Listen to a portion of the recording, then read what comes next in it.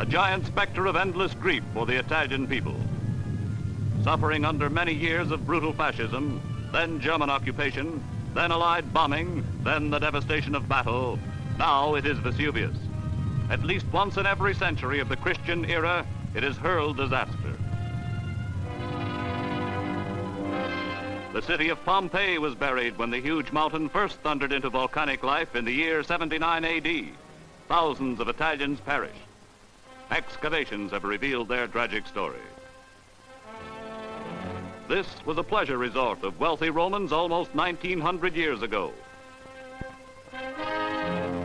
Rising 4,000 feet above the fertile plain of Campania, Vesuvius lazily pours forth a harmless curtain of smoke. Naples, 10 miles from the slumbering peak, lies in comparative safety except for the deluge of volcanic ash that will blanket the city. Then, with a few warning rumbles, Vesuvius belches fire, flame, and molten rock in a fearsome spectacle. Tons of ash and cinders are borne skyward, while fiery lava streams down into the doomed valley. The overflowing crater erupts with a mounting temperature of liquid steel close to the summit, which carries its fiery heat long after it loses incandescence. The Italian people are stunned. The crushing mass of lava moves relentlessly toward towns in the valley, an all-consuming force from 30 to 90 feet high, throwing off terrific heat and sulfurous fumes as it ignites everything combustible in its path.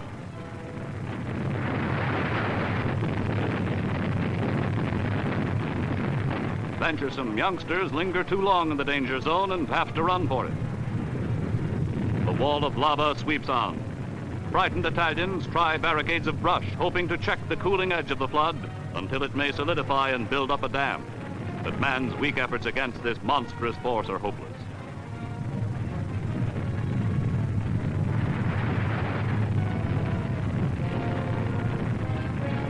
Mushrooming into the sky, the enormous gray-black pall of smoke fills the air with cinders for miles around.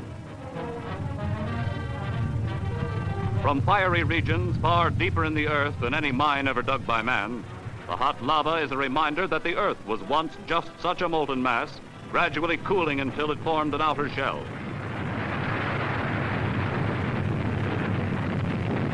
This phenomenon is simply a weak spot in the shell.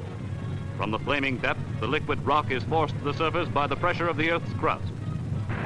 As it boils from the crater of Vesuvius, lava may have a temperature of more than 2,000 degrees Fahrenheit. And in this major eruption, it carries the terrific heat far down the slopes of the mountain. It carries a crushing weight that dooms cities and towns.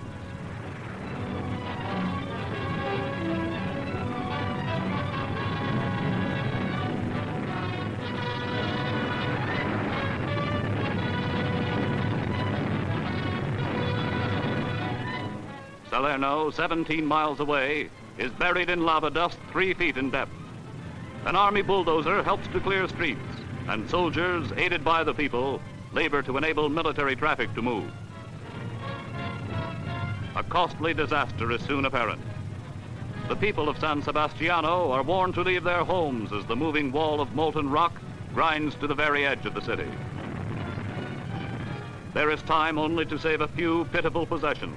The burning mass is already threatening to engulf them as it comes on at 3 feet a minute, and nothing stops the flow.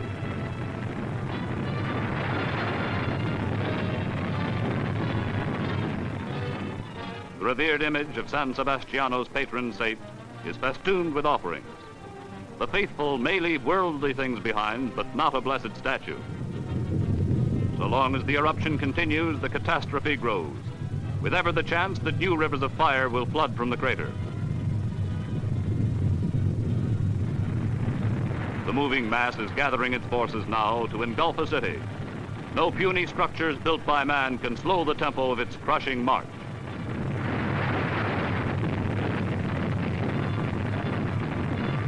Already, smoke and dust from crashing walls are seen, as fire spread with the flow of the lava tide into the heart of the city itself.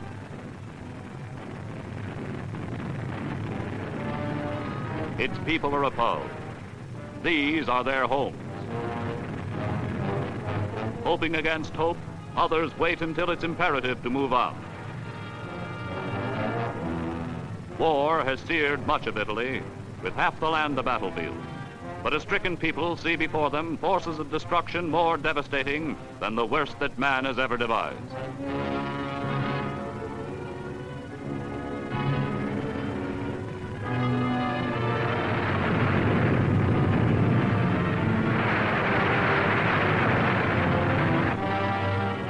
More people are ordered to evacuate.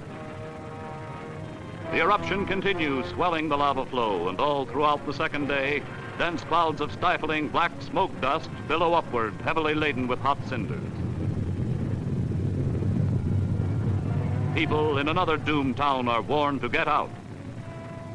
The molten rock sears everything it touches. Now the destruction spreads to Massa di Soma. It vies with war for diabolical supremacy.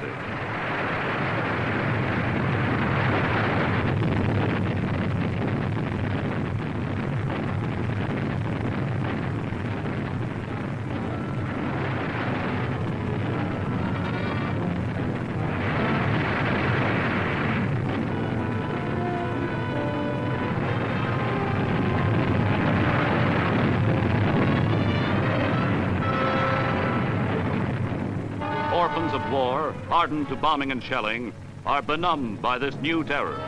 But so are their elders as they watch the drama of a perishing city.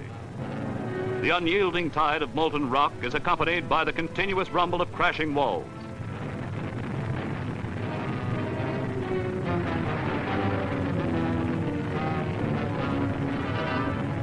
Faces reflect the tragic scene.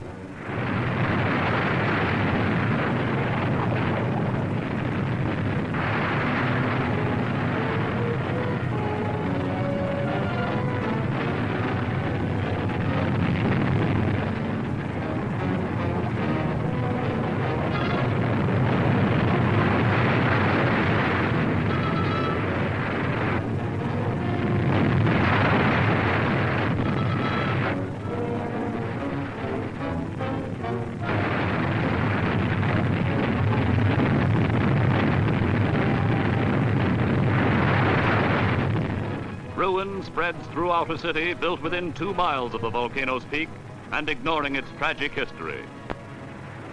They move to safe havens, but they'll come back.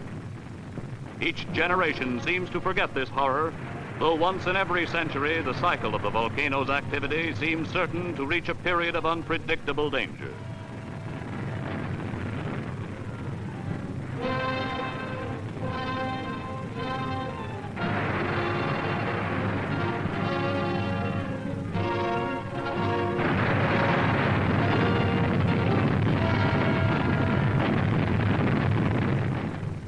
The crater pours forth its blackish pall in giant clouds of lava dust, but it covers the land with precious ash that makes the earth fertile, and grapes will grow again to produce a wealth of wine. So the people will return and defiantly rebuild their homes on the slopes of the threatening volcano. They call the slopes the Happy Land, and all Italy prays that happier days will come once more with the end of this devastating eruption of Mount Vesuvius.